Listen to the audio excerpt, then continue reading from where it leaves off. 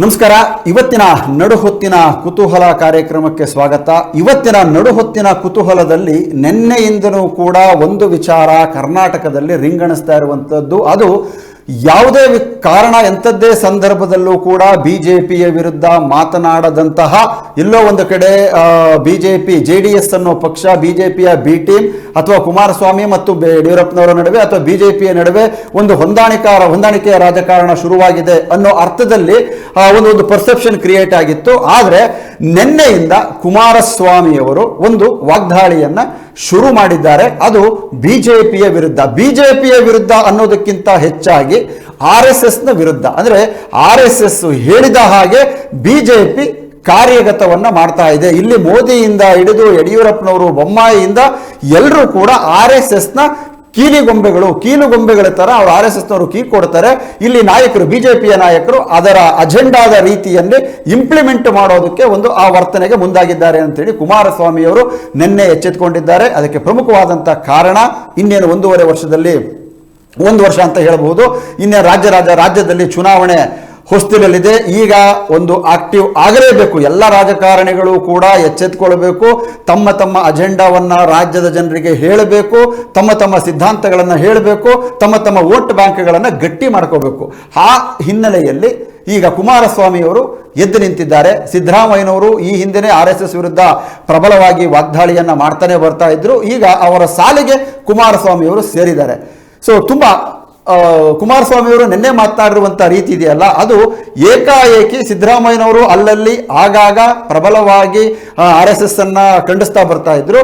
ಇವರು ಏಕಾಏಕಿ ಒಮ್ಮೆಲೆ ತುಂಬಾ ದೊಡ್ಡ ಮಟ್ಟದಲ್ಲಿ RSS ಅನ್ನ ಟೀಕೆ ಮಾಡಿದ್ದಾರೆ. ಅದರಲ್ಲೂ ಕೂಡ ಇಡೀ RSS ನಲ್ಲಿರುವಂತಹ ಅಧಿಕಾರಿಗಳು, ಈಗಾಗಲೇ ದೇಶದ ತುಂಬಾ ಇರುವಂತಹ IAS IPS ಅಧಿಕಾರಿಗಳು ಎಲ್ಲರೂ ಕೂಡ RSS ನಿಂದನೇ ಬಂದಿರುವಂತದ್ದು, RSS ನ ತರಬೇತಿಯನ್ನು ಪಡ್ಕೊಂಡೇ ಬಂದಿರುವಂತದ್ದು ಅನ್ನೋ ಆರೋಪವನ್ನು ಕೂಡ ಕುಮಾರಸ್ವಾಮಿ ಅವರು ಮಾಡಿರುವಂತದ್ದು. ಹಾಗಾಗಿ ಅದರ ಜೊತೆಗೆ RSS ಗೆ ಬಡವರ ಬವಣೆಯ ಬಗ್ಗೆ ಕಿಂಚಿತ್ತೂ ಕೂಡ ಪರಿಜ್ಞಾನ ಇಲ್ಲ, ಅವರಿಗೆ ಕನ್ಸರ್ನ್ ಅನ್ನೋದು ಇಲ್ಲವೇ ಇಲ್ಲ ಅನ್ನೋ ಮಾತನ್ನು ಕೂಡ ಆಡಿರುವಂತದ್ದು. ಈ ಹಿನ್ನೆಲೆಯಲ್ಲಿ ನಮ್ಮ ಜೊತೆ RSS ಅಂದ್ರೆ JDS ನ spokes person, national spokes person ಆಗಿರುವಂತ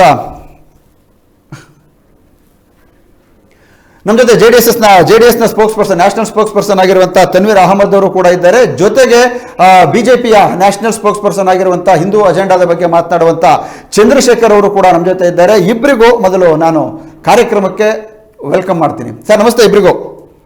ನಮಸ್ಕಾರ.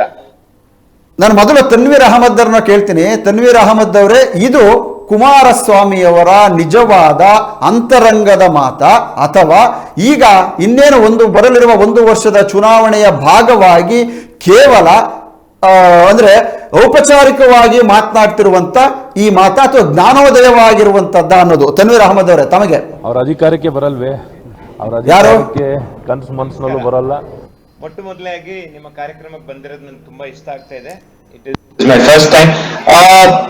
ನಾವು ದಿನೇಶ್ ನಾರಾಯಣ್ ಅವರು ಒಂದು ಪುಸ್ತಕ ಬರೆದಿದ್ದಾರೆ, the RSS and the making of the deep nation ಅಂತ. ಅದು ಬಹುಶಃ ಚಂದ್ರಶೇಖರ್ ಅವರು, ಜ್ಞಾನಿಗಳು ಅವರು ಓದಿರ್ಬೇಕು. ಅದರಲ್ಲಿ ಸಂತೋಷ್ ತನೇಜಾ ಅವರು ಒಂದು ಸಂಪೂರ್ಣವಾದ ಒಂದು ಆರ್ಟಿಕಲ್ ಬರೀತಾರೆ. ಏನ್ ಬರೀತಾರೆ ಅಂದ್ರೆ, ಅವ್ರ ಆರ್ಗನೈಸೇಷನ್ ಇದೆ ಸಂಕಲ್ಪ ಅಂತ. ಅದರಲ್ಲಿ 1,040 ಜನಕ್ಕೆ ಅವರು ತಗೊಳ್ತಾರೆ. ಅದರಲ್ಲಿ 646 ಜನ ಕ್ವಾಲಿಫೈ ಆಗ್ತಾರೆ IAS IPS IFS ಗೆ. ಅವ್ರಿಗೆ ಮೊದಲು ಏನು ಹೇಳ್ಕೊಡ್ತಾರೆ ಇವರು? ಏನು ಭಾರತದ ಬಗ್ಗೆ, ಭಾರತದ ಜ್ಞಾನದ ಬಗ್ಗೆ ಎಲ್ಲ ಹೇಳ್ಕೊಳ್ಳಲ್ಲ. RSS ಅವರ ತತ್ವ ಸಿದ್ಧಾಂತ, ಹೇಗೆ ಒಂದು ಪಕ್ಷ ಕಟ್ಟಬೇಕು, ಹೇಗೆ ಬಿಜೆಪಿನ ಅನುಸರಿಸ್ಕೊಂಡು ಹೋಗ್ಬೇಕು ಅಂತ ಹೇಳ್ತಾರೆ ಅಂತ ನಾನ್ ಹೇಳ್ತಿಲ್ಲ, ಕುಮಾರಸ್ವಾಮಿ ಅವರು ಹೇಳಿಲ್ಲ. ಅದು ಆ ಬುಕ್ ಅಲ್ಲಿ ಉಲ್ಲೇಖ ಮಾಡಿರುವ ಒಂದು ಆರ್ಟಿಕಲ್ ಇದೆ, ಪೇಜ್ ನಂಬರ್ 139 ಮತ್ತು 140. ದಯವಿಟ್ಟು ಓದಬೇಕು. ಸಂತೋಷ್ ತನೇಜಾ ಅವರು ಸಂಪೂರ್ಣವಾದ ವಿವರ ಮಾಡಿದ್ದಾರೆ.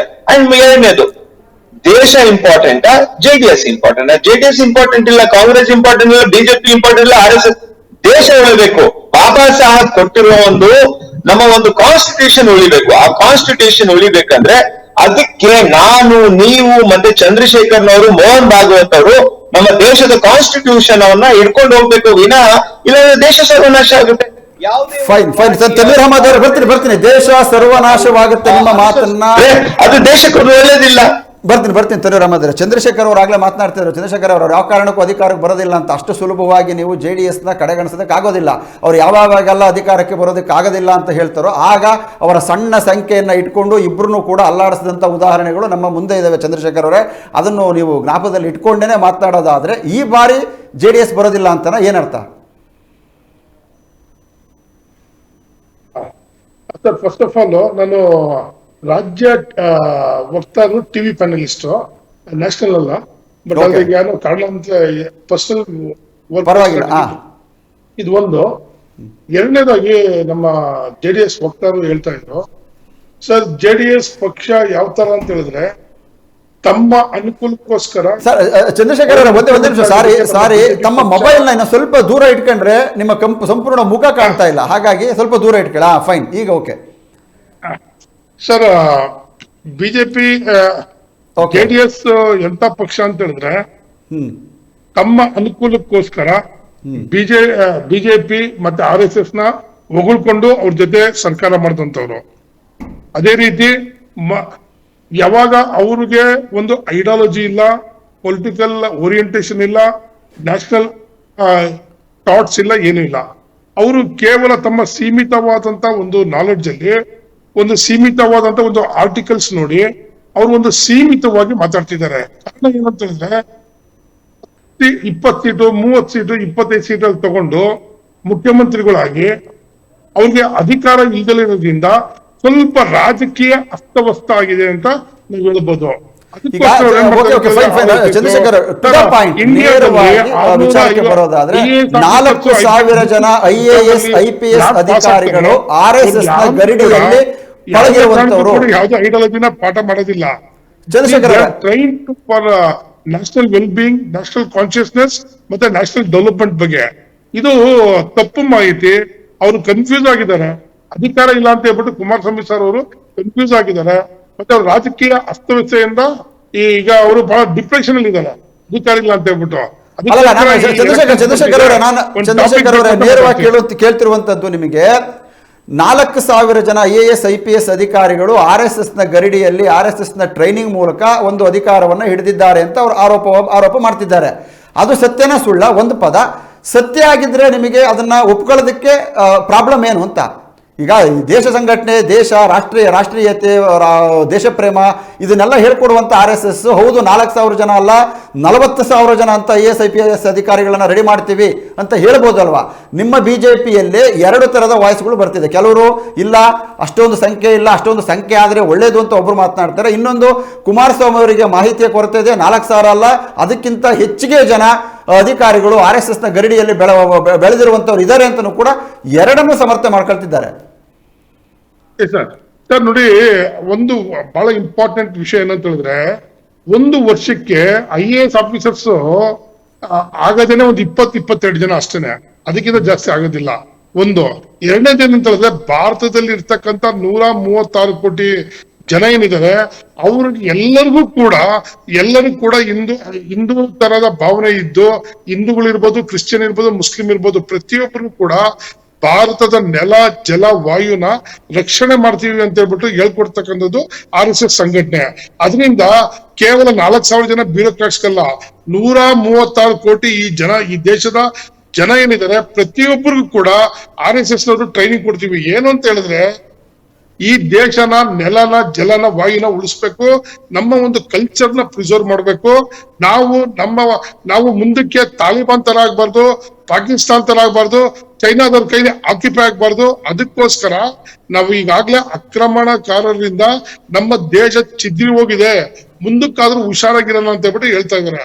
ಸೊ ಅದರಿಂದ ಯಾರ್ಯಾರು ಈ ತುಕಡೆ ಗ್ಯಾಂಗು ಮತ್ತೆ ಈ ಸೂಡೋ ಸೆಕ್ಯುಲರಿಸ್ಟ್ ಮತ್ತೆ ತಮ್ಮ ಅನುಕೂಲಕ್ಕೋಸ್ಕರ ಒಂದ್ ದಿವಸ ಬಿಜೆಪಿ, ಒಂದ್ ದಿವಸ ಕಾಂಗ್ರೆಸ್, ಒಂದ್ ದಿವಸ ಮತ್ತೊಂದು ಪಕ್ಷ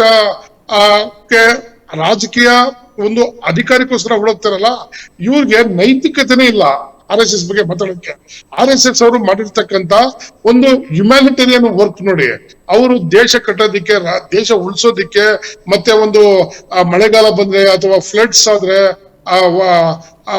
ಅಂತ ಒಂದು ಸಮಯದಲ್ಲಿ ಅವ್ರು ಮಾಡಿರ್ತಕ್ಕಂಥ ಫಿಲಂಥ್ರಫಿ ವರ್ಕ್ ನ ನೋಡ್ದಲೇನೆ ಏನೋ ಒಂದು 4,000 ಜನ ಟ್ರೈನ್, 4,000 ಜನ ಸರ್ ಟ್ರೈನಿಂಗು, 136 ಕೋಟಿ ಜನಕ್ಕೂ ಟ್ರೈನಿಂಗ್ ಕೊಡ್ತೀವಿ.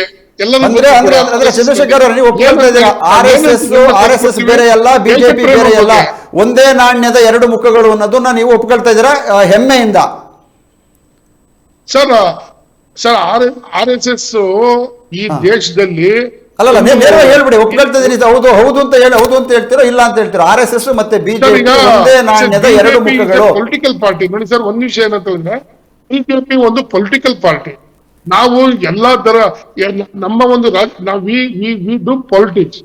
RSS ಒಂದು ಸಂಘಟನೆ, ಒಂದು ಸಿದ್ಧಾಂತ ಇರ್ತಕ್ಕಂಥದ್ದು, ದೇಶ ಉಳಿಬೇಕು ಅಂತ ಹೇಳ್ಬಿಟ್ಟು ಒಂದು ಐಡಿಯಾಲಜಿ, ಒಂದು ಥಾಟ್ ನ ಅವ್ರು ಬೆಳೆಸಿದ್ದಾರೆ.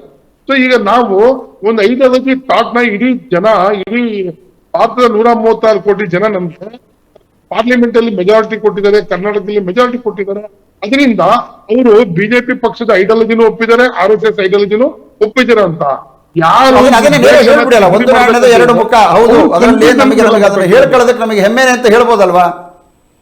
ಹೌದು ಸರ್ ನೋಡಿ, ಹೆಮ್ಮೆ. ಸರ್ ಈಗ ನಾವು ಒಂದು ಪೊಲಿಟಿಕಲ್ ಪಾರ್ಟಿ. ಬರ್ತೀನಿ ತನ್ವೀರ್ ಅಹಮದ್ ಅವರು, ತುಂಬಾ ಹೊತ್ತಾಯ್ತು. ತನ್ವೀರ್ ಅಹಮದ್ ಅವರೇ, ನೋಡಿ, ನೀವು ಅದನ್ನ ಎಂಡಾರ್ಸ್ ಮಾಡ್ತೀರಾ? ಬಿಜೆಪಿ ಮತ್ತು RSS ಒಂದೇ ನಾಣ್ಯದ ಎರಡು ಮುಖಗಳು ಅಂತೇಳಿ ನೀವು ಕೂಡ ಒಪ್ಕೊಳ್ತೀರಾ?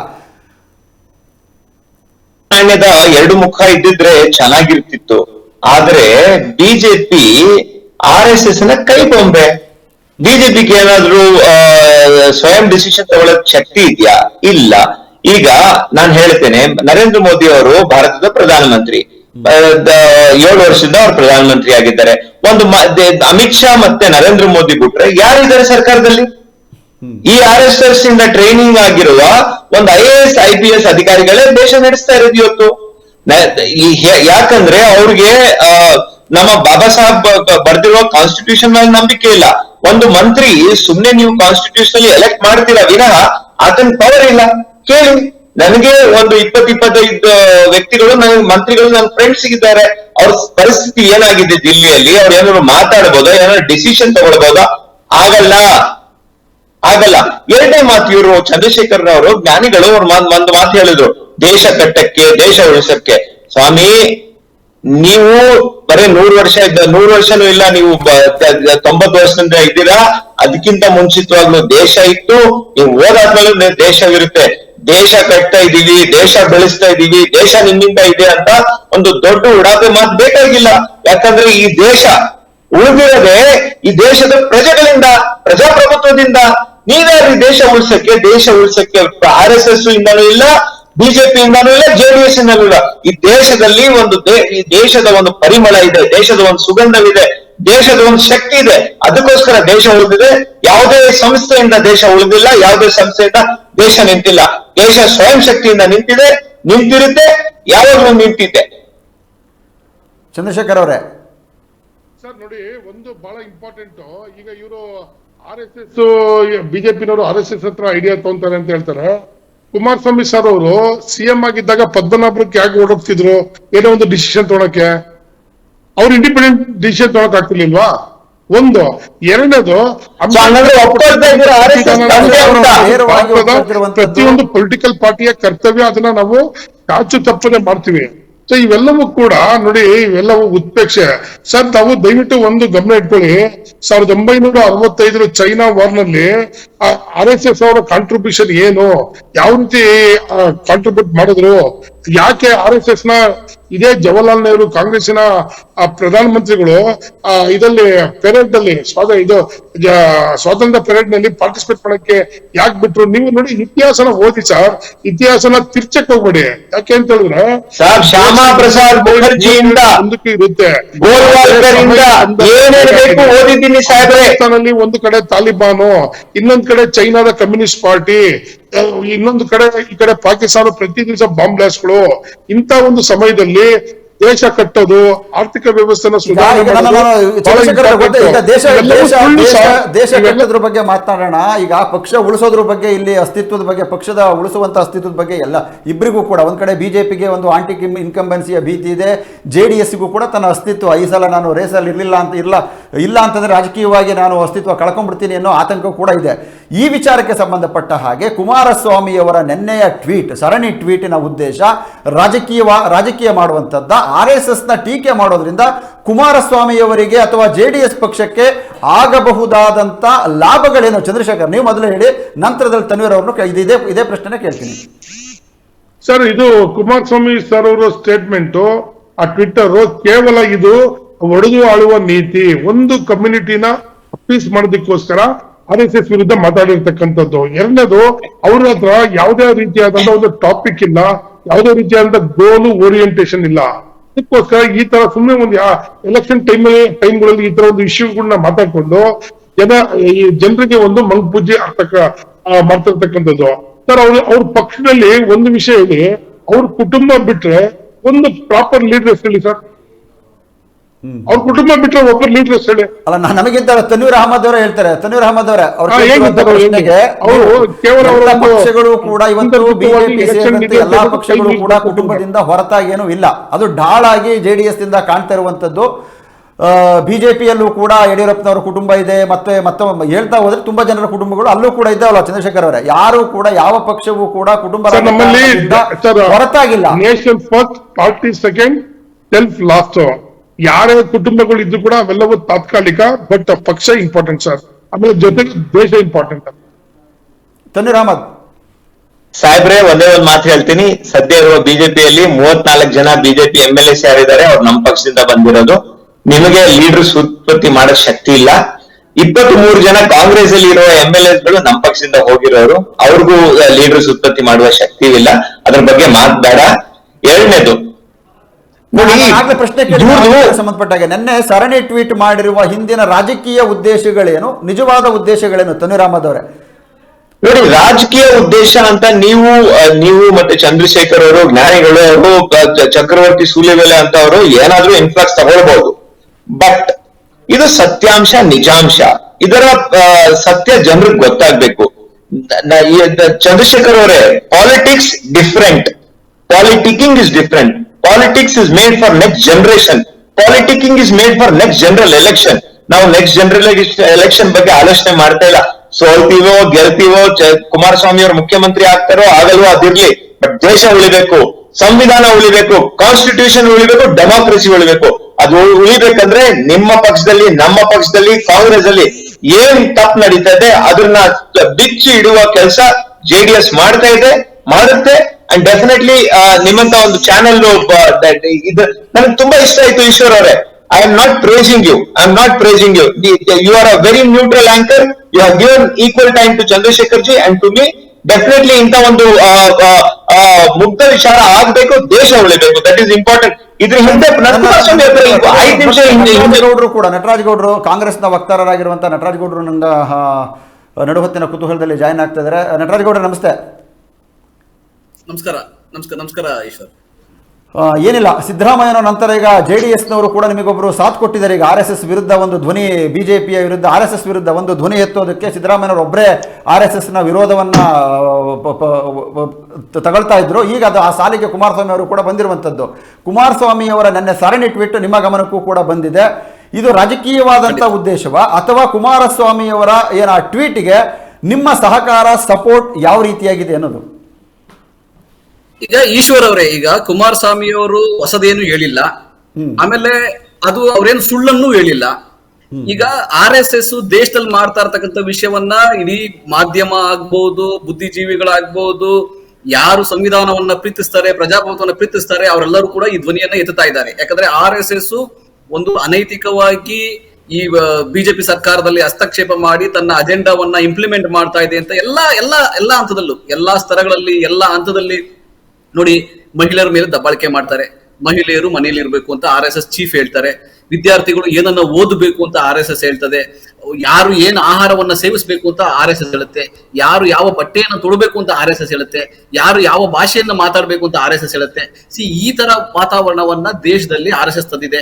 ಆಮೇಲೆ ಎಲ್ಲಾ ಕಡೆ ತಮ್ಮ ಮೂಗನ್ನ ತೋರಿಸ್ತಾ ಇದೆ. ಆಡಳಿತದಲ್ಲಿ ಹಸ್ತಕ್ಷೇಪ ಇದೆ. ಇಡೀ ದೇಶದ ಎಲ್ಲ ಬಿಜೆಪಿ ಸರ್ಕಾರಗಳಿರುವ ಎಲ್ಲಾ ಸೆಕ್ರೆಟರಿಗಳಲ್ಲಿ RSS ಕಾರ್ಯಕರ್ತರು, ಯಾರು ಪ್ರಚಾರಕರು, ವಿಚಾರನೇ ಇಲ್ಲ ಅಂತವ್ರೆಲ್ಲ ತುರ್ಕೊಂಡ್ಬಿಟ್ಟು ಏನ್ ಬೇಕೋ ಕೆಲಸವನ್ನು ಮಾಡ್ತಾ ಇದ್ದಾರೆ.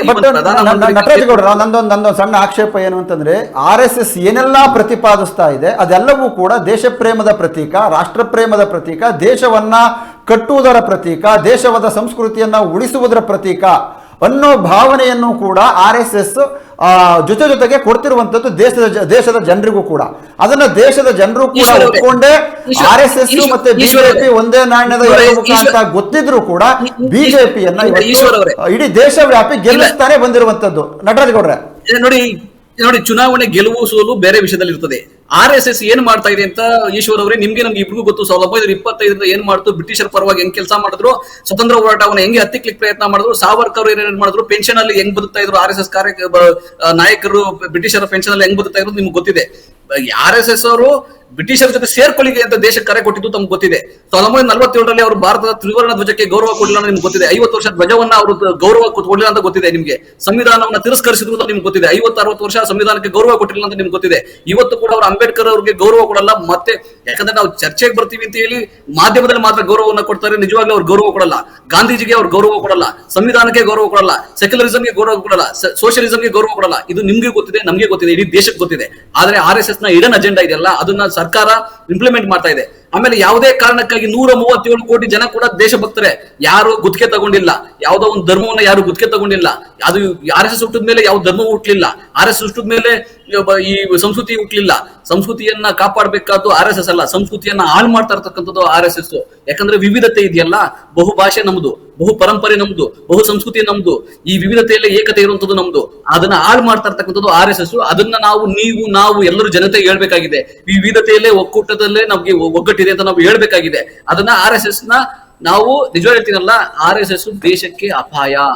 ಫೈನ್ RSS ದೇಶಕ್ಕೆ ಅಪಾಯ ಹೇಳ್ತಿರುವಂತದ್ದು. ಚಂದ್ರಶೇಖರ್ ಅವರ ಬರ್ತೀನಿ ಚಂದ್ರಶೇಖರ್ ಅವರ, ಈಗ ದೇಶಕ್ಕೆ RSS ನಿಂದ ಅಪಾಯ ಅನ್ನೋದು ನಿಜವಾಗ್ಲೂ RSS ನಿಂದ ಅಪಾಯ ಇದೆಯಾ ಅಥವಾ ಯಾರಿಂದ ನಿಜವಾಗ್ಲೂ ಅಪಾಯ ಇದೆ ಅನ್ನೋದು? ಸರ್, ಮೊದಲನೇದಾಗಿ ನಮ್ಮ ನಟರಾಜ್ ಗೌಡ್ರು ಬಹಳ ಚೆನ್ನಾಗಿ RSS ಬಗ್ಗೆ ಒಂದು ಪದ್ಯ ಓದ್ಕೊಂಡ್ ಬಂದು ಹೇಳ್ಬಿಟ್ರು. ಪದ್ಯ ಹೇಳ್ದಂಗೆ ಹೇಳ್ಕೊಂಡ್ ಬಂದ್ಬಿಟ್ರು. ಅವ್ರು ಹೇಳ್ತಿರೋದು ಏನು ಅಂತ ಹೇಳಿದ್ರೆ, ಎಲ್ಲ ತಾಲಿಬಾನ್ ಬಗ್ಗೆ ಏನೋ ಹೇಳ್ದಂಗೆ ಅವರು ಕಾಂಗ್ರೆಸ್ ಪಾರ್ಟಿ ಆಫೀಸಲ್ಲಿ ಏನೋ ಒಂದು ಲೆಕ್ಚರ್ ಕೊಟ್ಟ ಇದು ಒಂದು ಬರ್ಕೊಂಡ್ ಬಂದು ಪದ್ಯ ಓದಂಗೆ ಓದಿದ್ದಾರೆ. ಮೊದಲನೇದಾಗಿ RSS ಸಂಘಟನೆ ಅಂದ್ರೆ ಏನು, ದೇಶ ಅಂದ್ರೆ ಏನು, ಅದನ್ನ ಅವರು ಅರ್ಥ ಮಾಡ್ಕೊಬೇಕಾಗಿದೆ. ಇವತ್ತು ಭಾರತದಲ್ಲಿ RSS ಏನ್ ಹೇಳ್ತಿದ್ದಾರೆ, ನಾವೆಲ್ಲರೂ ಭಾರತೀಯರು ಅಂತ ಹೇಳ್ತಾರೆ. ಅದ್ ತಪ್ಪ. ಎರಡನೇದು, 65ರಲ್ಲಿ ಚೈನಾ ಯುದ್ಧ ಆಯ್ತು. ಇದೇ ಇವರ ಕಾಂಗ್ರೆಸ್ ಲೀಡರ್ ಆದಂತ ಜವಾಹರ್ಲಾಲ್ ನೆಹರು ಅವರು RSS ಬಹಳ ಒಳ್ಳೆ ಕೆಲಸ ಮಾಡಿದ್ರು ಅಂತ ಹೇಳ್ಬಿಟ್ಟು ಬಿರುದು ಕೊಟ್ಟವ್ರೆ. ಅದ್ ತಪ್ಪ. ಮೂರನೇದಾಗಿ RSS ನಲ್ಲಿ ಏನ್ ಹೇಳ್ಕೊಡ್ತಾರೆ, ಸ್ವದೇಶಿ ವಸ್ತುಗಳನ್ನ ಬಳಸಿ ಅಂತ ಹೇಳ್ತಾರೆ. ನಿಮ್ಮ ತಾಯಿ ತಂದೆಗೆ ಗೌರವ ಕೊಡಿ ಅಂತ ಹೇಳ್ತಾರೆ. ಎಲ್ಲೂ RSS ಅಲ್ಲಿ ಹೆಣ್ಮಕ್ಳನ್ನ ಕೆಲ್ಸಕ್ಕೆ ಕಳಿಸ್ಬೇಡಿ ಅಂತ ಎಲ್ಲೂ ಹೇಳಿಲ್ಲ. ಇದನ್ನ ಇವರು ಉಲ್ಟಾಕೊಂಡು ಹೇಳ್ತಾ ಇದ್ದಾರೆ. ನಾಲ್ಕನೇದಾಗಿ, ಭಾರತ ದೇಶ ಪ್ರಪಂಚದಲ್ಲಿ ಒಂದು ಈಗ ನಾವು ಬಿಜೆಪಿ ಪಕ್ಷದಲ್ಲಿ ಏನು ಅಂತ ಹೇಳಿದ್ರೆ, ನಮ್ಮದೇ ಆದಂತ ಒಂದು ಪಾರ್ಟಿ ಮ್ಯಾನಿಫೆಸ್ಟೋ ಇದೆ. ನಾವು ಕೆಲವೊಂದು ಒಳ್ಳೆ ಪ್ರಿನ್ಸಿಪಲ್ಸ್ ಏನು RSS ಕೊಡ್ತಾರೆ, ಅದನ್ನ ನಾವೊಂದು ಧ್ಯೇಯ ಉದ್ದೇಶ ಇಟ್ಕೊಂಡು ನಾವು ಚುನಾವಣೆ ಮಾಡ್ತೀವಿ. ಅವಾಗ ಇಡೀ ದೇಶದಲ್ಲಿ ನಮ್ಗೆ ಒಂದು ಮೆಜಾರಿಟಿ ಕೊಟ್ಟಿದ್ದಾರೆ.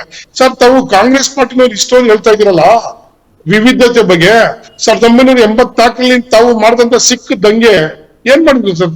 ತಾವು ಸಿಖ್ಖರ ಮೇಲೆ ಮಾಡಿದಂತ ನೀವು ಒಂದು ಏನೊಂದು ಸಿಖ್ಖರ ಮೇಲೆ ತಾವು ಮಾಡಿದಂತ ಅನಾಹುತ ತಮ್ಮ ಪಕ್ಷ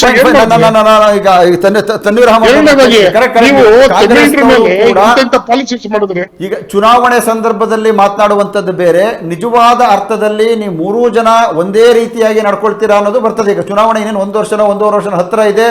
ಈಗ ಸಿದ್ಧಾಂತಗಳ ಜ್ಞಾಪಕ ಬರ್ತದೆ, ಜಾತ್ಯತೀತ ಸಿದ್ಧಾಂತ JDS ನವರಿಗೆ ಜ್ಞಾಪಕ ಬರ್ತದೆ, ವಿವಿಧತೆಯಲ್ಲಿ ಏಕತೆ ಅನ್ನೋದು ಕಾಂಗ್ರೆಸ್ನವರಿಗೆ ಬರ್ತದೆ, ಬಿಜೆಪಿಯವರಿಗೆ ರಾಷ್ಟ್ರ ಧರ್ಮ ಅನ್ನೋದು ಬರುತ್ತೆ ಅನ್ನೋದು ಒಂದು ವಾದ.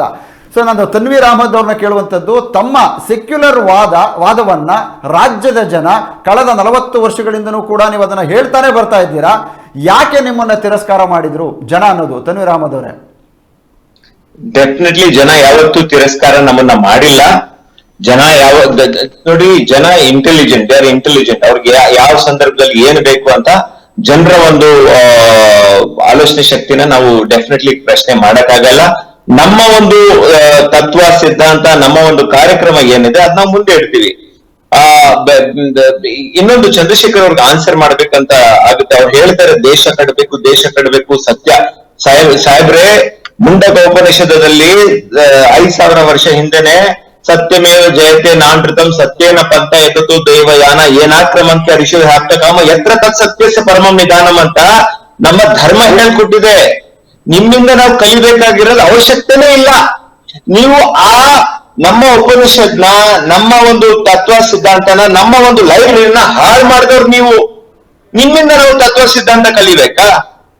ಎರಡನೇದು, ನೀವೊಂದು ಇನ್ನೊಂದು ಸುಳ್ಳು ಹೇಳಿದ್ರಿ ಜವಾಹರ್ಲಾಲ್ ನೆಹರು ಬಗ್ಗೆ. Jawaharlal Nehru definitely RSS, Jawaharlal Nehru government ಅಲ್ಲಿ ನಿಮ್ಮ RSS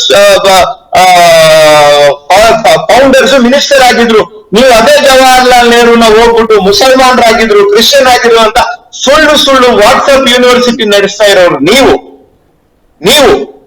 ಜವಾಹರ್ಲಾಲ್ ನೆಹರು 0.4% GDP ಇಂದ 4% GDP ತಂದವರು ಜವಾಹರ್ಲಾಲ್ ನೆಹರು. ಅವ್ರನ್ನ ನಾವು ಪ್ರಶಂಸೆ ಮಾಡ್ತೀವಿ, ವಾಜಪೇಯಿ ಅವ್ರನ್ನ ಪ್ರಶಂಸೆ ಮಾಡ್ತೀವಿ. ನಿಮ್ಗೆ ಯಾರು ಬೇಕೋ ಅವ್ರನ್ನ ಎತ್ಕೊಳ್ತೀರಾ, ಯಾರು ಬೇಕಾಗಿಲ್ಲ ಅವ್ರನ್ನ ನೀವು ಸೈಡಲ್ಲಿ ಹಾಕ್ತೀರಾ. ಫೈನಲಿ ಬಾಬಾ ಸಾಹೇಬ್ ಅಂಬೇಡ್ಕರ್ ನೀವು ಮುಟ್ಟಿಲ್ಲ. ಜವಾಹರ್ಲಾಲ್ ನೆಹರೂರನ್ನ JDS ನ ಕಾರ್ಯಕರ್ತರೊಬ್ರು, JDS ನ ನಾಯಕರೊಬ್ರು ಹೋಳ್ತಾ ಇದ್ದಾರೆ ಅನ್ನೋದು ನಟರಾಜ್ ಗೌಡರಿಗೆ ಒಂದು ಸಣ್ಣ ಎಲ್ಲೋ ಹಸನ್ಮುಖಿ. ಜವಾಹರ್ಲಾಲ್ ನೆಹರು ಕಾಂಗ್ರೆಸ್ ಅವರಿಲ್ಲ, ಜವಾಹರ್ಲಾಲ್ ನೆಹರು ದೇಶದವರು. ಈಶ್ವರ್ ಅವರೇ, ತಾವು ಕೂಡ ಅವ್ರಿಗೆ ಜವಾಹರ್ಲಾಲ್ ಅವರನ್ನ ಮೆಚ್ತೀರಾ? ಯಾಕಂದ್ರೆ ಯಾರ್ಯಾರು ದೇಶಭಕ್ತರಿದ್ದಾರೆ, ಯಾರು ದೇಶವಾಸಿಗಳಿದ್ದಾರೆ, ಎಲ್ಲರೂ ಜವಾಹರ್ಲಾಲ್ ಅವ್ರನ್ನ, ಯಾಕಂದ್ರೆ ಫೌಂಡಿಂಗ್ ಫಾದರ್ ಅವರು ಭಾರತದ್ದು. ನೆಹರೂರವರು, ಪಟೇಲ್ರು, ಆಜಾದ್ ಅವರು, ಗಾಂಧಿ ಅವರು ಈ ದೇಶವನ್ನ ಸೃಷ್ಟಿ ಮಾಡಿದಂತವ್ರು, ಭಾರತವನ್ನ. ಯಾಕಂದ್ರೆ 600 ಸಣ್ಣ ಸಂಸ್ಥಾನಗಳನ್ನ ಸೇರಿಸಿ ಭಾರತ ಅಂತ ಒಂದು ಮಾಡಿ, ಒಂದು ಸಂವಿಧಾನ ಕೊಟ್ಟು, ಪ್ರಜಾಪ್ರಭುತ್ವ ಕೊಟ್ಟು, ಈ ಮಾಡರ್ನ್ ಇಂಡಿಯಾ ಏನಾಗಿದೆ ಇವತ್ತು, ಸೈಂಟಿಫಿಕಲಿ ಟೆಕ್ನಾಲಜಿಕಲಿ ಬೆಳೆದಿದೆ, ಕೈಗಾರಿಕೆ ಹೆಂಗ್ ಬೆಳೆದಿದೆ, ಅದಕ್ಕೆಲ್ಲ ಮೂಲ ಕಾರಣ ಅವರು ಚಂದ್ರಶೇಖರ್ ಅವರು. ದೇಶದಲ್ಲಿ ಕಂಪನಿಗಳಲ್ಲಿ ಕಾಂಗ್ರೆಸ್ನವರು ಈ ದೇಶದಲ್ಲಿ ಬಡತನ ಎಷ್ಟು ಪರ್ಸೆಂಟ್ 1947ರಿಂದ 2014ವರೆಗೂ ಬಡತನ ಎಷ್ಟು ಪರ್ಸೆಂಟ್ ತಾವು ಹೋಗ್ಲಾಡ್ಸಿದ್ದೀರಾ ಸರ್? ಅದನ್ನ ಹೇಳಿ ಫಸ್ಟ್. ಒಂದ್ ತಮಾಷೆ ಜೋಕ್ಸ್ ನೀವು ನಮ್ಮ ಪ್ರಧಾನಮಂತ್ರಿ ಆದಂತ ಇವ್ರು ಹೇಳ್ತಿದ್ರು, ರಾಹುಲ್ ಗಾಂಧಿ ಸರ್ ಹೇಳ್ತಿದ್ರು, ₹1 ನಾವು ಡೆಲ್ಲಿನಿಂದ ಕಳ್ಸಿದ್ರೆ 17%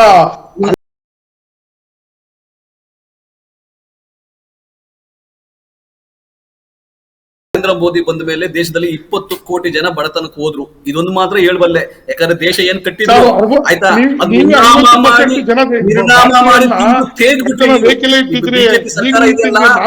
ಅದಾನಿ ಅಂಬಾನಿ ಜೀತ ಮಾಡ್ಕೊಂಡು ನೀವು ಇದ್ದಿರಲ್ಲ. ನೀವು ನರೇಂದ್ರ ಮೋದಿ ಅವರು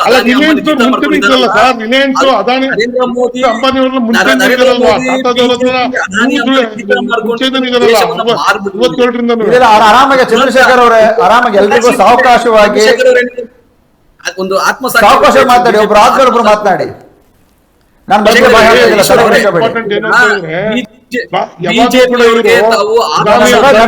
ನಟರಾಜ್ ಗೌಡರು 5 ನಿಮಿಷ ಬಿಟ್ಬಿಡಿ. ಚಂದ್ರಶೇಖರ್ ಅವರೇ 2 ನಿಮಿಷ ಬಿಟ್ಬಿಡಿ. ನಾನು ನಿಮಗೆ ನಟರಾಜ್ ಗೌಡರು ಆದ ಕೂಡಲೇ ನಿಮ್ಮ ಹತ್ರ ಬರ್ತೀನಿ. ಆರಾಮ ಮಾತಾಡಿ. ಈಶ್ವರ್ ಅವರೇ, ಒಂದು ವಿಷಯ ಏನಂದ್ರೆ, ಬಿಜೆಪಿಯವರು ಒಂದು ಆತ್ಮಶೋಧನೆ ಮಾಡ್ಕೋ ಸಮಯ ಇದು. ಅವರು ಆತ್ಮಸಾಕ್ಷಿ ಅನ್ನೋದು ಒಂದಿದ್ರೆ, ಅವರು ನಾವು ದೇಶದಲ್ಲಿ ಏನಾಗಿತ್ತು, ಈಗ ಏನ್ ಮಾಡಿದ್ದೀವಿ ಅಂತ ಒಂದು ನೋಡ್ಕೊಬೇಕು. ಬಿಜೆಪಿ RSS ಇಂದ ಬಂದಿದೆ ನಿಜ, ಹಾಗಂತ ಹೇಳಿ RSS ಅಜೆಂಡಾವನ್ನ ಇಂಪ್ಲಿಮೆಂಟ್ ಮಾಡ್ಲಿಕ್ಕೆ ಸಾಧ್ಯ ಆಗ್ತದ? ಇದು ಪ್ರಜಾಪ್ರಭುತ್ವ ಉಳಿಸುವಂತ ಕೆಲಸನ, ಇದು ಈ ಸಂವಿಧಾನದ ಉಳಿಸುವಂತ ಕೆಲಸನ, ಇದು ಈ ದೇಶಕ್ಕೆ ಭವಿಷ್ಯ ಬೇಡವಾ? ಎಲ್ಲರೂ ಪ್ರಚಾರಕರಾಗಿ ವಿಚಾರವಂತರಾಗಬಾರ್ದ, ಸೈಂಟಿಫಿಕ್ ಆಗ್ಬಾರ್ದ? ಎಲ್ಲರೂ ಕೊರೋನಾ ವ್ಯಾಕ್ಸಿನ್ ತಗೋಬೇಕಾ, ಇಲ್ಲಾಂದ್ರೆ ಸಗಣಿ ಬಳ್ಕೊಂಡು ಗಂಜಲ ಕುಡಿದು ಹೋಗ್ಬೇಕಾ? ಬಿಜೆಪಿ MP ಹೇಳ್ತಾರೆ ಸಗಣಿ ಬಳ್ಕೊಳ್ಳಿ, ಗಂಜಲ ಕುಡಿದ್ರಿ ಕೊರೋನಾ ಹೋಗ್ತದೆ, ತಗೋಬೇಡಿ ಅಂತ. ಬಿಜೆಪಿ MP ಸಂಸದರು ಈ ತರ ವ್ಯವಸ್ಥೆ ಇವ್ರು ಮಾಡಿದ್ರೆ, ಆಮೇಲೆ ಅವ್ರು ಯಾರೋ ಹೋಗಿ ರಾಮದೇವ್ದು ಕೋವಿಡ್ದು ಒಂದು ಇಂಜೆಕ್ಷನ್ ಬಿಡುಗಡೆ ಮಾಡ್ತಾ ಇದ್ರು ನಮ್ಮ ಕೇಂದ್ರ ಸಚಿವರು, ಆರೋಗ್ಯ ಸಚಿವರು. ಇಂತಹ ವ್ಯವಸ್ಥೆ ಈ ದೇಶದಲ್ಲಿ ಸೃಷ್ಟಿ ಮಾಡ್ಬಿಟ್ಟಿದ್ದಾರೆ. ಈ ತರ ಜವಾಹರ್ಲಾಲ್ ನೆಹರು ಈ ತರ ಆಗ್ಬಿಟ್ಟಿದ್ರೆ ದೇಶ ಯಾವತ್ತೋ ಅಫ್ಘಾನಿಸ್ತಾನ ಆಗ್ಬಿಟ್ಟಿರೋದು, ಯಾವತ್ತೋ ತಾಲಿಬಾನ್ಗಳದ್ದು ವ್ಯವಸ್ಥೆ ಆಗ್ಬಿಟ್ಟಿರೋದು. ನಿಮಗೆ ನೇರ ಪ್ರಶ್ನೆ, ವಿವಿಧತೆಯಲ್ಲಿ ಏಕತೆಯನ್ನ ಸಾರಿದಂತ ಕಾಂಗ್ರೆಸ್ ಪಕ್ಷ ಇವತ್ತು ದೇಶದಾದ್ಯಂತ ಒಂದು ರೀತಿಯಲ್ಲಿ ಒಂದು ನಾಶವಾಗ್ತಿರುವಂತ ಸ್ಥಿತಿಗೆ ಬಂದಿರುವಂತದ್ದು ಯಾವ ಕಾರಣಕ್ಕೆ ಅಂತ ನಿಮ್ಮ ಪ್ರಕಾರ? ನಾಶ ಆಗಲ್ಲ. ಪಕ್ಷ ನೋಡಿ, ಒಂದು ಅಧಿಕಾರದಲ್ಲಿ ಇಲ್ಲ ಅನ್ನೋದು ನಿಜ, ಅದು ನಾಶ ಆಗಲ್ಲ. 12 ಕೋಟಿ ಜನ ಓಟ್ ಹಾಕಿದ್ದಾರೆ, ನಾಶ ಆಗಲ್ಲ. ಒಂದ್ ಏನಾಗುತ್ತೆ ಗೊತ್ತಾ ಈಶ್ವರ್ ಅವರೇ, ಈ ದೇಶದಲ್ಲಿ ನಾವು ಮಾಡಿದ್ದು ಅಭಿವೃದ್ಧಿ ಕೆಲಸ, ನಾವು ಮಾಡಿದ್ದು ಸಮಾನತೆ ಕೆಲಸ, ನಾವು ಮಾಡಿದ್ದು ಸಂವಿಧಾನವನ್ನು ಎತ್ತಿಡಿಯೋ ಕೆಲಸ, ಪ್ರಜಾಪ್ರಭುತ್ವ ಎತ್ತಿಡಿಯೋ ಕೆಲಸ. ಆದ್ರೆ ಬಿಜೆಪಿ ಮಾಡಿದ್ದೇನು? ಕೋಮುವಾದದ ಕೆಲಸ. ನೀವು ನೋಡ್ಕೊಂಡು ಬಂದಿದ್ದೀರಾ. ಯಾವ್ದ್ರ ಮೇಲೆ ಅವರು ಚುನಾವಣೆ ಮಾಡ್ತಾ ಇದ್ದಾರೆ ನಿಮ್ಗೆ ಗೊತ್ತಿದೆ. ಈ ಚುನಾವಣೆಯನ್ನ ಭಾವನಾತ್ಮಕವಾಗಿ ಜನಗಳನ್ನ ಕೆಲ್ಸಿ ಉದ್ಯೋಗ ಕೊಡ್ಲಿಲ್ಲ ಅವ್ರಿಗೆ ತಿನ್ನಕ್ ಆಹಾರ ಕೊಡ್ಲಿಲ್ಲ, ಅವ್ರಿಗೆ ವಿದ್ಯಾಭ್ಯಾಸ ಕೊಡ್ಲಿಲ್ಲ, ಅವ್ರಿಗೆ ಮನೆ ಕಟ್ಕೊಡ್ಲಿಲ್ಲ. ಅವ್ರಿಗೆ ನೀವು ಕಳೆದ 7 ವರ್ಷದಲ್ಲಿ ಈ ದೇಶದಲ್ಲಿ ಎಷ್ಟು ಮನೆ ಕಟ್ಟಿದ್ದಾರೆ ಅಂತ ನೀವು ಒಂದು ಅಂಕಿಅಂಶ ತಗೊಂಡ್ಬಿಟ್ರೆ ನಿಮ್ಗೆ ಕಣ್ಣೀರ್ ಬರುತ್ತೆ. ನಿಮ್ಗೆನೆ ರೈತರ ಆದಾಯ ಎಷ್ಟು 7 ವರ್ಷದಲ್ಲಿ ಅಭಿವೃದ್ಧಿ ಆಗಿದೆ ಅಂತ ನೀವು ನೋಡ್ಕೊಂಡ್ಬಿಟ್ರೆ ನಿಮ್ಗೆ ಈ ಬಿಜೆಪಿಯವರು ಅವ್ರ ತಲೆ ತೆಗೆಸ್ಕೊಂಡು ಓಡಾಡ್ಬೇಕು, ಅವರು ಮಕ್ಕೋಡ ಹಾಕೊಂಡು ಓಡಾಡ್ಬೇಕಾಗ್ತದೆ. ಅಂತ ಪರಿಸ್ಥಿತಿಯಲ್ಲಿ ದೇಶದಲ್ಲಿ ತಂದಿದ್ದಾರೆ. ರೈತರ ಆತ್ಮಹತ್ಯೆ ಜಾಸ್ತಿ ಆಗಿದೆ. ರೈತರ ಆದಾಯ -1% ಹೋಗಿದೆ. ರೈತರ ಆದಾಯ 7 years ಅಲ್ಲಿ. ಇದು ನೀವು ತಿಳ್ಕೊಳ್ಬೇಕಾದ್ದು. MSMEಗಳು ಮುಚ್ಚೋಗಿದೆ. ಕಳೆದ 7 ವರ್ಷದಲ್ಲಿ 20 ಕೋಟಿ ಜನ ಬಡತನಕ್ಕೆ ಹೋಗಿದ್ದಾರೆ. ಇಂತಹ ಸ್ಥಿತಿ ಅಂತಂದಿದ್ದಾರೆ. ಏರಬೇಕಾದ ಗಟ್ಟಿಯಾಗಿ ಆರೋಪಗಳಿಗೂ ಚಂದ್ರಶೇಖರ್ ಅವರು ಉತ್ತರ ಕೊಡ್ತಾರೆ. ದೇಶದಲ್ಲಿ ಮಾಧ್ಯಮ ನಿಯಂತ್ರಣ ಚಂದ್ರಶೇಖರ್ ಅವರ ಮೊದಲನೇದಾಗಿ ಇವರು ರೈತರ ಆತ್ಮಹತ್ಯೆ ಬಗ್ಗೆ ಹೇಳಿದ್ರು. ಈಗ ರೈತರ ಆತ್ಮಹತ್ಯೆಗಳು ಜಾಸ್ತಿ ನಡೀತಿರ್ತಕ್ಕಂಥ ಮಹಾರಾಷ್ಟ್ರದಲ್ಲಿ ಯಾವ ಸರ್ಕಾರ ಇದೆ? ಶಿವಸೇನಾ ಕಾಂಗ್ರೆಸ್ ಸರ್ಕಾರ ಇದೆ. ಇವ್ರು ಹೇಳ್ತಿರೋದು ಒಂದನೇ ಸುಳ್ಳು. ಎರಡನೇ ಸುಳ್ಳು ನಮ್ಮ ತನ್ವೀರ್ ಅಹಮದ್ ಅವರು ಹೇಳಿದ್ರು. ದಯವಿಟ್ಟು ನೋಡ್ರಿ ಸರ್, ಯಾವ ರೀತಿ ಜವಾಹರ್ಲಾಲ್ ನೆಹರು ಅವರು ಏನ್ ಹೇಳ್ದಿರಂತ ಬಿಟ್ಟು ನಾವು ಓದಿ.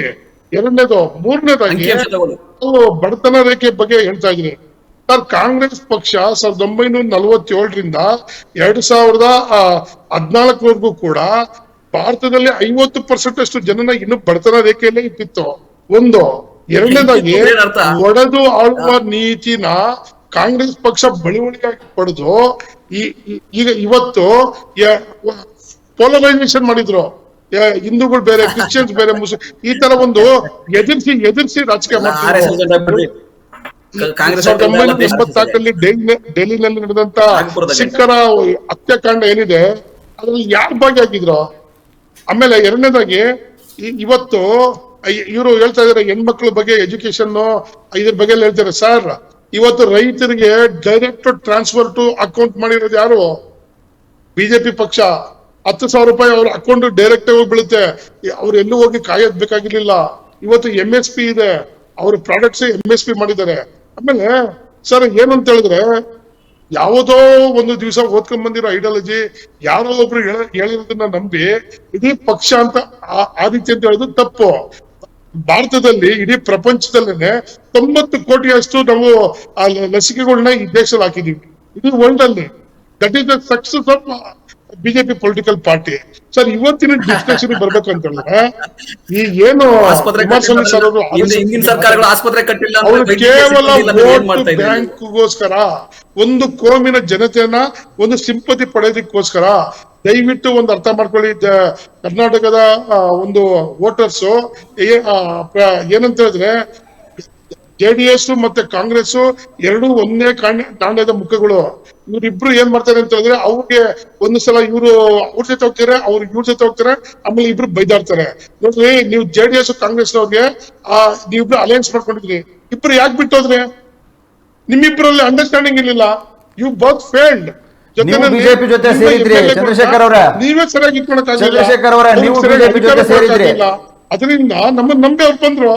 ಅಲ್ಲ, ನೀವು ಬಿಜೆಪಿ ಜೊತೆ ಸೇರಿದ್ರಿ ಚಂದ್ರಶೇಖರ್ ಅವರ. ಸರ್, JDS ಜೊತೆ ಸೇರಿದ್ರಿ. ನಾವು JDS ಜೊತೆಗೆ ಸೇರಿದ್ದು. ನಾವು ಅವ್ರಿಗೆ ಅಧಿಕಾರ ಕೊಟ್ಟಿದ್ವು. ಅದಾದ್ಮೇಲೆ ಅವರು ಅದನ್ನ ಉಳಿಸ್ಕೊಳ್ಳಿಲ್ಲ. ಅದರಿಂದ ನಾವು ಹೊರಗಡೆ ಬಂದ್ವು. ಇವತ್ತು ಕುಮಾರಸ್ವಾಮಿ ಸರ್ ಅವರು ರಾಜಕೀಯವಾಗಿ ಅಧಿಕಾರ ಇಲ್ಲ ಅಂತ ಹೇಳ್ಬಿಟ್ಟು ಅವರು ಇವತ್ತು ಏನೇನೋ ಸ್ಟೇಟ್ಮೆಂಟ್ಸ್ ಕೊಡ್ತಾ ಇದಾರೆ. ಅದಕ್ಕೋಸ್ಕರ ಅವರ ಒಂದು ಸ್ಟೇಟ್ಮೆಂಟ್ ಕೇವಲ ಅದು ಮಂಡ್ಯ, ರಾಮನಗರ, ಹಾಸನ್ನು ಮತ್ತೆ ಮೈಸೂರು ಜಿಲ್ಲೆಗೆ ಸೀಮಿತವಾಗುತ್ತೆ ಹೊರತು ಅದಕ್ಕಿಂತ ಮೇಲೆ ಹೋಗೋದಕ್ಕೆ ಆಗೋದಿಲ್ಲ. ತನ್ವೀರ್ ಅಹಮದ್ ಅವರೇ, ಪಕ್ಷ ಈಗಾಗಲೇ JDS ಪಕ್ಷ ಸಂಪೂರ್ಣವಾಗಿ ಒಂದು ರೀತಿಯಲ್ಲಿ ಅಧಪತನವನ್ನು ಕಂಡಿರುವಂಥದ್ದು. ಈಗ ಕುಮಾರಸ್ವಾಮಿ ಅವರು ಎಚ್ಚೆತ್ಕೊಂಡಿದ್ದಾರೆ, ಒಂದಷ್ಟು ಓದ್ಕೊಂಡಿದ್ದಾರೆ. ನಮ್ಮ ಅವರ ವೋಟರ್ ಈಗ ಚಂದ್ರಶೇಖರ್ ಅವರು ಅದನ್ನೇ ಮಾತನಾಡ್ತಿರುವಂಥದ್ದು. ಅಂದರೆ ತುಷ್ಟೀಕರಣಕ್ಕೆ ಮತ್ತೆ ಮುಂದಾಗಿದ್ದಾರೆ ಅಂತ. ಕಾಂಗ್ರೆಸ್ನವರಿಗೂ ಕೂಡ ಈಗ ಮುಸ್ಲಿಂ ಸಮುದಾಯದ ಮತ ಬೇಕು, JDSಗೂ ಕೂಡ ಮುಸ್ಲಿಂ ಸಮುದಾಯದ ಮತ ಬೇಕು. ಆ ಮತವನ್ನು ಓಲೈಸುವುದಕ್ಕೆ ಕುಮಾರಸ್ವಾಮಿಯವರು RSS ಮೇಲೆ ವಿನಾಕಾರಣ ಗೂಬೆಯನ್ನು ಕೂರಿಸ್ತಾ ಇದ್ದಾರೆ ಅನ್ನೋ ಆರೋಪ. ತನ್ನೀರ್ ಅಹಮದ್ ಅವ್ರು ಕಟ್ಟಾಗಿದೆ. ನಾನು ನಟರಾಜ್ ಗೌಡ್ರೆ ನಿಮ್ಮನ್ನ ಇದೇ ಪ್ರಶ್ನೆ ನಿಮಗೆ ಕೇಳ್ತಿರುವಂಥದ್ದು. ಸಿದ್ದರಾಮಯ್ಯನವರು ಕೂಡ ಇವತ್ತು ಮಾತಾಡ್ತಿರುವಂಥದ್ದು ಕಾಂಗ್ರೆಸ್ಸಿಗೆ ಅದೊಂದು ಕಳಂಕ ಅಂಟ್ಕೊಂಡ್ಬಿಟ್ಟಿದೆ. ನೀವು ಬೇಕು ಅಂತಂದ್ರು, ನೀವು ಬೇಡ ಅಂತಂದ್ರು ಕೂಡ ತುಷ್ಟೀಕರಣದ ವಿಚಾರಕ್ಕೆ, ಅದರಲ್ಲೂ ಕೂಡ ಮುಸ್ಲಿಂ ಸಮುದಾಯದ ಓಲೈಕೆ ವಿಚಾರಕ್ಕೆ ಸಂಬಂಧಪಟ್ಟ ಹಾಗೆ ಕಾಂಗ್ರೆಸ್ನ ಇವತ್ತಿನ ಅಧಪತನಕ್ಕೆ ಕಾರಣವೂ ಕೂಡ ಅದೇ ಅನ್ನೋದು ಒಂದು ಜನಜನಿತವಾದಂಥ ಒಂದು ಪರ್ಸೆಪ್ಷನ್. ಸೊ ಈಗಲೂ ಅದನ್ನು ಸಿದ್ದರಾಮಯ್ಯವರು ಮಾತನಾಡ್ತಿರುವಂಥದ್ದು ಕೂಡ ಅದರ ಮುಂದುವರಿದ ಭಾಗ ಅಂತ, ಒಂದು ಹೊಸತನ ಅಂತ ಏನೂ ಇಲ್ಲ ಅಂತ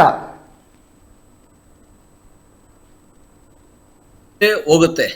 ಆದ್ರೆ ನಾವು ಒಂದು ಸಿದ್ಧಾಂತವನ್ನು ನಂಬಿರ್ತೀವಿ, ಆ ಸಿದ್ಧಾಂತಕ್ಕೆ ನಾವು ಕೆಲಸ ಮಾಡಲೇಬೇಕಾಗುತ್ತೆ. ಸಿದ್ಧಾಂತ ಏನು? ಸಂವಿಧಾನದ ಆಶಯಗಳು. ಆ ಸಂವಿಧಾನದ ಆಶಯಗಳಿಗೆ ವಿರುದ್ಧವಾಗಿ ನೀವು ಕೆಲಸ ಮಾಡ್ಲಿಕ್ಕೆ ಸಾಧ್ಯ ಆಗ್ತದಾ? ಕರೆಕ್ಟ್. ಅದನ್ನ ಸಂವಿಧಾನದ ಆಶಯಗಳನ್ನ ನಿಮ್ಮ ಕೈಲಿ ಅಧಿಕಾರ ಇದ್ದಂತ ಸಂದರ್ಭದಲ್ಲಿ ಅದನ್ನ ತಮ್ಮ ಸ್ವಂತ ಹಿತಾಸಕ್ತಿಗೋಸ್ಕರ ಇಡೀ ಕಾಂಗ್ರೆಸ್ ನಾಯಕರುಗಳು ಬಳಸ್ಕೊಂಡ್ರು.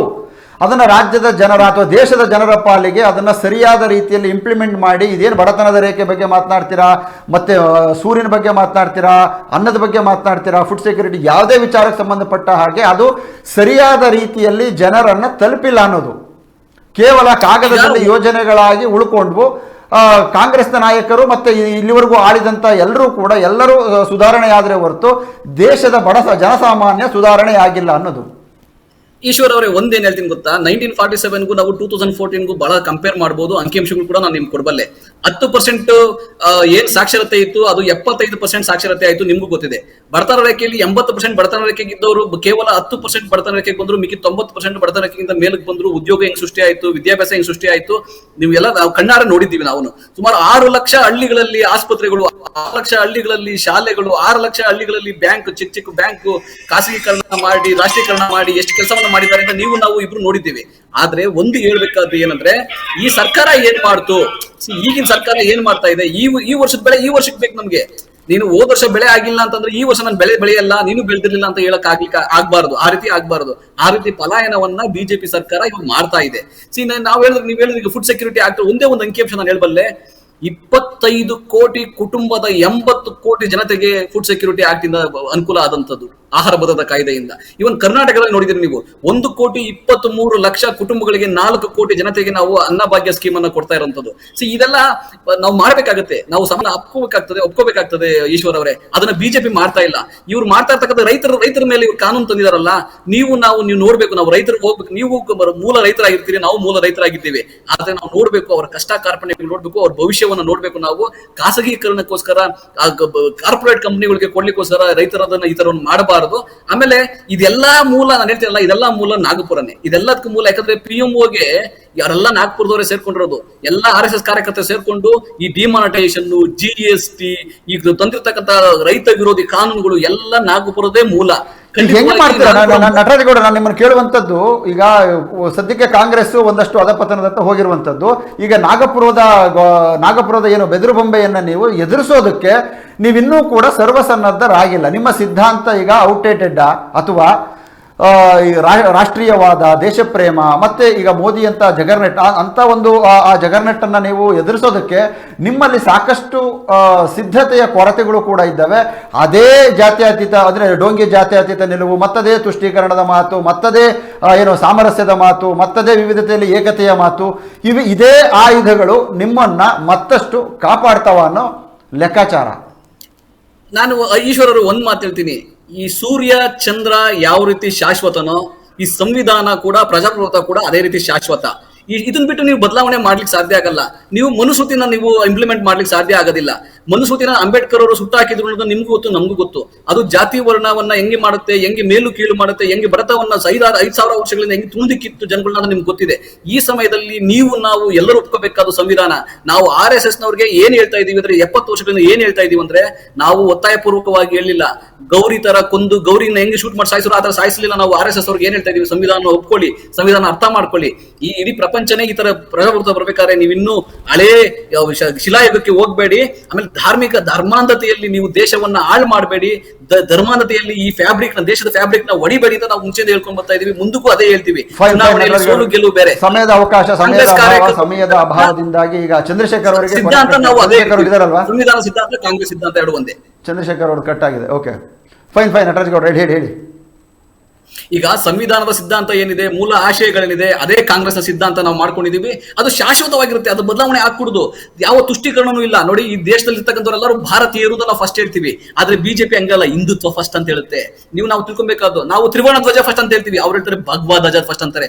ನಾವು ಸಂವಿಧಾನ ದೊಡ್ಡದು ಅಂತ ಹೇಳ್ತೀವಿ, ಅವ್ರು ಹೇಳ್ತಾರೆ ಮನುಸ್ಮೃತಿ ದೊಡ್ಡದು ಅಂತ ಹೇಳ್ತಾರೆ. ಇದು RS ನ ಸಿದ್ಧಾಂತ. ನಾವ್ ಹೇಳ್ತೀವಿ ಇಡೀ ದೇಶದಲ್ಲಿರ್ತಕ್ಕಂಥ 22 ಭಾಷೆಗಳು ಕೂಡ ಸಮಾನ ಅಂತ ಹೇಳ್ತೀವಿ, ಅವ್ರು ಹೇಳ್ತಾರೆ ಸಂಸ್ಕೃತ ಮೇಲು ಅಂತ ಅವ್ರು ಹೇಳ್ತಾರೆ. ಇದು ವ್ಯತ್ಯಾಸ. ಆಮೇಲೆ ನೀವು ಮನುಷ್ಯನಾಗಿ ಆಹಾರ ಪದ್ಧತಿ ಸಾವಿರಾರು ವರ್ಷಗಳಿಂದ ಇದೆ. ನಾವು ಅವರ ಆಹಾರ ಪದ್ಧತಿ ಅವ್ರು ಬಿಟ್ಬಿಟ್ಟಿದೀವಿ. ನಾವು ಪಾಕಿಸ್ತಾನದಲ್ಲಿ ಏನ್ ತಿಂತಾರೆ ನಾವು ನೋಡಕ್ ಹೋಗಲ್ಲ. ನಮ್ಮ ದೇಶದಲ್ಲಿ ನಮ್ಮ ಮನೇಲಿ ಏನ್ ಮಾಡ್ಬೇಕು, ನಮ್ಮ ಮಕ್ಳಿಗೆ ಏನ್ ಊಟ ಕೊಡ್ಬೇಕು, ಅಪೌಷ್ಟಿಕವಾದ ಅದನ್ನ ಮಾತ್ರ ನಾವು ನೋಡ್ತೀವಿ. ಇವತ್ತು ಕೂಡ ನಂಬರ್ 1 ಇಂಡಿಯಾ ಬೀಫ್ ನಲ್ಲಿ ನರೇಂದ್ರ ಮೋದಿ ಅವ್ರ ಮುಖಾಂತರ, ಆಯ್ತಾ, ಎಕ್ಸ್ಪೋರ್ಟ್ ಅಲ್ಲಿ. ಇದನ್ನ ಅವ್ರು ಅರ್ಥ ಮಾಡ್ಕೊಬೇಕು. ಇಡೀ ಪ್ರಪಂಚ ಯಾವ ರೀತಿ ಇದೆ, ನಾವು ಯಾವ ರೀತಿ ಇರ್ಬೇಕಂತ. ಅವರ ಐಡಿಯಾಲಜಿ, ಅವ್ರ ಪ್ಯಾಂಟ್ ಬದಲಾಯಿಸ್ಕೊಂಡ್ರೆ ಸಾಲದು ಈಶ್ವರ್ ಅವರೇ, ಅವ್ರ ಐಡಿಯಾಲಜಿ ಬದಲಾಯಿಸ್ಕೋಬೇಕಾಗಿದೆ. ಥ್ಯಾಂಕ್ ಯು ನಟರಾಜಗೌಡ್ರೆ, ಸಮಯದ ಅವಕಾಶ ಫೈನ್. ಎಲ್ಲರೂ ಇವತ್ತು ಕುಮಾರಸ್ವಾಮಿ ಅವರು ಕೂಡ ಎಚ್ಚೆತ್ಕೊಂಡಿರುವಂಥದ್ದು. ನಾವು ಅಂದರೆ ಪತ್ರಕರ್ತರಾಗಿ ಒಂದು ಏರಿಯಲ್ ಶಾಟ್ ಅಂದರೆ ಮೇಲ್ಗಡೆಯಿಂದ ಅಷ್ಟೂ ಪಕ್ಷಗಳನ್ನು ನೋಡ್ತಾ ಇದ್ದರೆ ಇವೆಲ್ಲವೂ ಕೂಡ ಬಡ ಬೋರೇಗೌಡನಾಗೆ ಇರುವಂಥ ಉದಾಹರಣೆನ ನಾವು ಕಳೆದ 50 ವರ್ಷಗಳ ಪತ್ರಿಕೋದ್ಯಮವನ್ನು ಓದ್ಕೊಂಡು ನೋಡಿಕೊಂಡು ತಿಳ್ಕೊಂಡು ಬರ್ತಿರುವಂಥ ಲೆಕ್ಕಾಚಾರದಲ್ಲಿ ಅವನು ಬಡವನಾಗೇ ಇದ್ದಾನೆ. ಅದು ಕಾಂಗ್ರೆಸ್ ಬಂದರೂ ರಾಗಿ ಬೀಸೋದು ತಪ್ಪಲ್ಲ, JDS ಬಂದರೂ ರಾಗಿ ಬೀಸೋದು ತಪ್ಪಲ್ಲ, BJP ಬಂದಿದೆ, BJPನಾದರೂ ಏನಾದರೂ ಸುಧಾರಣೆ ಮಾಡುತ್ತಾ. ಸದ್ಯಕ್ಕೆ ಅಂಥದ್ದೊಂದು ಸಂಪೂರ್ಣವಾದಂಥ ಆಶಾದಾಯಕವಾದಂಥ ಬೆಳವಣಿಗೆಗಳು ಸದ್ಯಕ್ಕಂತೂ ಗೋಚರಿಸ್ತಿಲ್ಲ. ಮತ್ತೆ ಇನ್ನೇನು ಎಲ್ಲರೂ ಕೂಡ ಕಳೆದ 7 ವಿಧಾನಸಭಾ ಚುನಾವಣೆ ಇದೆ, 2024ರ ಲೋಕಸಭಾ ಚುನಾವಣೆಗೆ ಮೊದಲು ನಡೆಯುವಂಥ ಒಂದಷ್ಟು 7-8 ವಿಧಾನಸಭಾ ಚುನಾವಣೆಗೆ ಎಲ್ಲರೂ ಕೂಡ ಕಣ್ಣನ್ನ ನೆಟ್ಟಿರುವಂಥದ್ದು. ಆ ಕಡೆ ಮಮತಾ ಬ್ಯಾನರ್ಜಿ, ಅರವಿಂದ್ ಕೇಜ್ರಿವಾಲ್, ಈ ಕಡೆ ಒಂದು ಕೊಯ್ಲೇಷನ್ ಕೂಡ ರೆಡಿ ಆಗ್ತಿರುವಂಥದ್ದು. ಇಲ್ಲೂ ಕೂಡ ಕುಮಾರಸ್ವಾಮಿ ಅವರು ಕೂಡ ಅದರ ಭಾಗವಾಗಿ ಮಾತನಾಡ್ತಿರುವಂಥದ್ದು. ಕಾಂಗ್ರೆಸ್ BJP JDS ಅಲಯನ್ಸ್ ಮತ್ತೆ ಶುರುವಾಗುತ್ತಾ, ಇವೆಲ್ಲವೂ ಕೂಡ ರಾಜಕೀಕರಣಗೊಂಡಿರುವಂಥ ಮಾತುಗಳೇ.